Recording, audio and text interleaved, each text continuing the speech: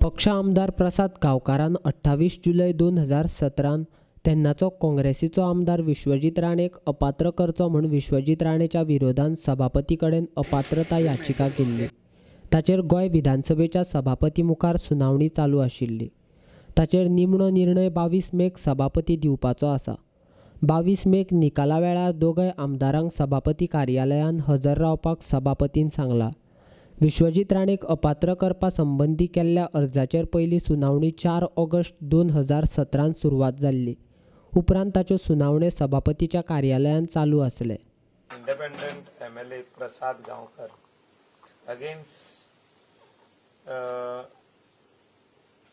ex-MLA and present MLA. At that time he became ex. Vishwajit Rane on 28/7/2017. And the first hearing was held on 4/8/2017. The second hearing was held on 4/9/2017, where they have given their replies. That is, the respondent has given a reply, and there was no argument heard. It was a long period, nearly 1.5 years, from the day the petition, the second hearing was done and the reply was filed. So today we have heard the arguments of both the parties. Both the lawyers were present, for petitioner and the respondents, and I have heard their arguments, and the arguments mostly was on whether Vishwajit Rane was the member of the house at the time of the disqualification petition. So he was not the member. We have taken it on record that under 10th schedule, whether ex-member, when he is not a member, whether a disqualification petition can be filed before the speaker.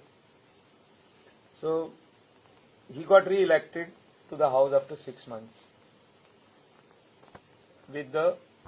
He went to the people back again, and this was the argument which we have heard today.